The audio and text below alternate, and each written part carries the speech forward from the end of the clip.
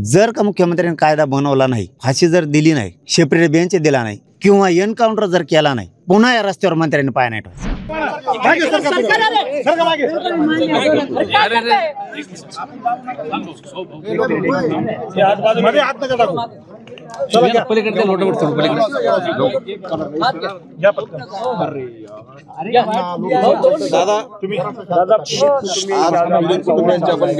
अतिशय मोठा आक्रोश आहे, राज्यात संताप व्यक्त होत आहे. काय चर्चा झाली, सांत्वन भेट घेतली आणि मुख्यमंत्र्यांशी आपण चर्चा केली, नोटिंग देखील केली, काय झालं? लोटू नका ह्या 2-3 दिवसात आताच्या खरी राज्याला माहिती मिळाली की क्रूरपणे ती हत्या झाली.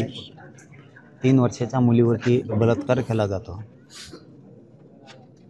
तिचा चेहरा वळखाली येत नाही हे सांगायला प्रसारमाध्यमातून खरंच नाही पाहिजे. लोक खूप हळहळ करत आहेत. खूप मोठमोठ्याले दगड घालून तिचा चेहरा विद्रूप करण्यात आला 3 वर्षाच्या लेकीचा. आत्ताही मी ते फोटो बघितले, मी आधी बघितले नव्हते. इतकं वाईट कृत्य त्या नराधमानी केलं. म्हणून मी सरकारला असं सांगतो, फाशी मिळणार नाही. कोपर्डीच्या प्रकरणात आणखीनही आरोपीला फाशी नाही मिळाली. जर खरंच त्या 3 वर्षाच्या लेकीला तुम्ही लाडकी लेक म्हणता, लाडकी बहीण म्हणता, तर मुख्यमंत्र्यांनी आणि दोन्ही उपमुख्यमंत्र्यांनी खरंच लाडकी लेक वाचवायची असेल तर फाशी होईल का नाही ही शंका आहे. त्यापेक्षा एन्काउंटर करून टाका. एकदम करेक्ट. तुम्ही एन्काउंटर करून टाका. हे चार्जशीट काय लवकर येणार नाही, हे साक्ष्यपुरावे काय लवकर सापडणार नाहीत, पळवाटा कायद्यातल्या खूप शोधल्या जाणार. जर पुन्हा असं जसं आपल्या यज्ञाताईला झालं तसं कायदाच यज्ञाताई म्हणून एक नवीन कायदा पारित करायचा किंवा त्याच कायद्यात दुरुस्ती करायची. 2 महिन्याच्या आत चार्जशीट दाखल करून बाललैंगिक अत्याचाराचा जो कोर्ट आहे, जो अधिनियम आहे, त्या अंतर्गत ही केस चालवायची. सेपरेट बेंच द्यायचा आणि ही केस तातडीनं चालवायची. 2 महिन्याच्या आत आरोपींना फाशी द्यायची. 2च प्रयोग करणं सरकारनं गरजेचं आहे, तरच राज्यात दाग जाईल. पहिला प्रयोग एकतर आरोपीचा लगेच एन्काउंटर करणे, तर तुम्ही लाडकी लेक म्हणा, लाडकी बहीण म्हणा, नसता तुमच्या तोंडाला काळं फासून घ्या तुम्ही सरकार म्हणून.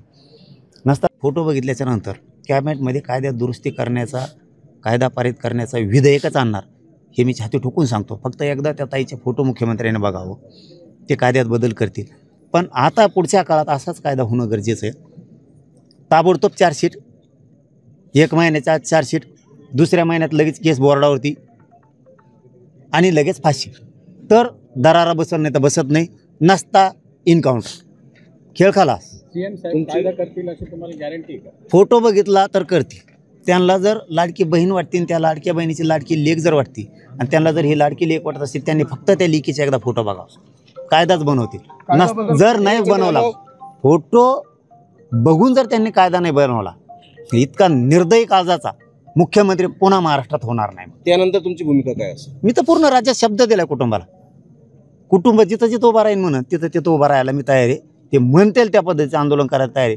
त्यांनी मला आत्ताच सांगितलं 10 दिवसाचा शब्द आम्हाला सरकारनं दिला आहे. 11व्या दिवशी आंदोलन तुम्हाला आमच्या गावात यावं लागेल. कुटुंबाचा फोन आला की 11व्या दिवशी तुम्हाला इथं दिसणार, राज्यसुद्धा बंद दिसणार. पुन्हा आमच्या लेकीला नाही मिळाला तर आमच्या लेकीचा रस्ता आहे राज्यातला, पुन्हा मंत्र्यांना रस्त्यावर यायचं नाही. पुन्हा आमच्या राज्यातल्या उद्या जन आक्रोश संपवायचे म्हणजे संपवायचे. आणि जर तुम्ही हे नाही 2 महिन्यात संपवायचे आणि फाशी द्यायची तरच धाक बसत, दरारा निर्माण होईल आणि असे कृत्य मुलींवरती, लेकी बाळींवरती पुन्हा होणार नाही. आणि तुम्ही असं नाही केलं तर पूर्ण राज्यात आम्ही आंदोलन सुरू करणार आहे.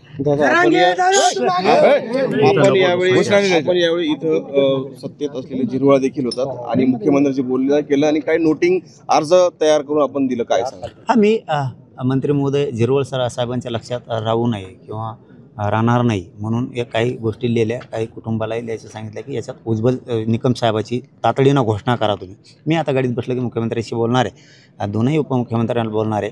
कारण विधी व न्याय मंत्रालय हे खातं त्यांच्याकडे. तुम्ही सेपरेट बेंच पण द्या, फास्ट ट्रॅक कोर्टात पण ही केस चालवा. 2 महिन्याच्या आत चालवण्यासाठी पूर्वीच्या कायद्यात तुम्हाला दुरुस्ती करावी लागणार आहे. नुसतं असं म्हणून चालणार नाही.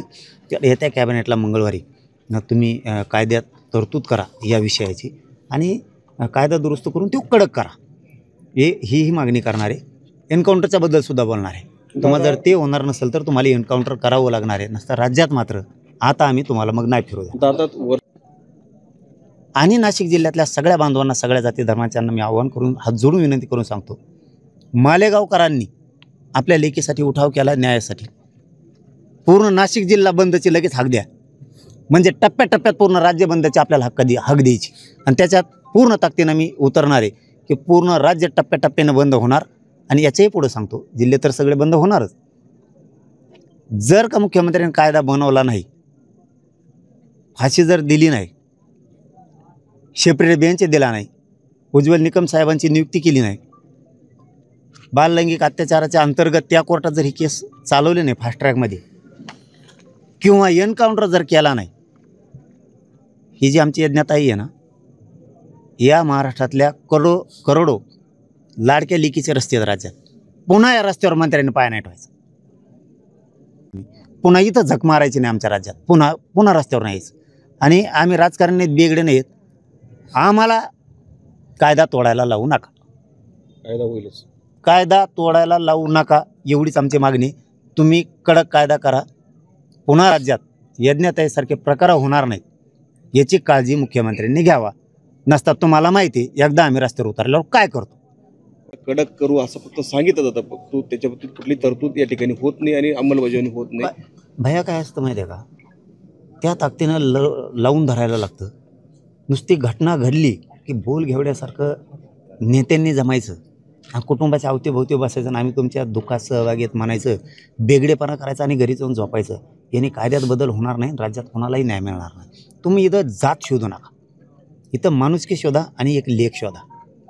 मग तुम्ही सरकारनं जर हे शोधलं, तुम्हाला राजकारणात नादं लागले जात शोधायची. तुम्ही याच्यात जात शोधू नका, तर माणुसकी शोधा सरकार म्हणून आणि लेख शोधा. हो, तुम्ही लेख शोधायचा लागा. एकदा फक्त मुख्यमंत्र्यांना फोटो बघा, फक्त एकदा ते फोटो बघा ताईचे, तुम्ही बघितले नसतील तर. महाराष्ट्रातील सर्व बातम्यांचे विश्वासार्ह व्यासपीठ, सकाळच्या सर्व सोशल मीडिया प्लॅटफॉर्मला लाईक, फॉलो आणि सबस्क्राईब करा. तसंच सर्व नोटिफिकेशनसाठी बेल आयकॉन प्रेस करायला विसरू नका.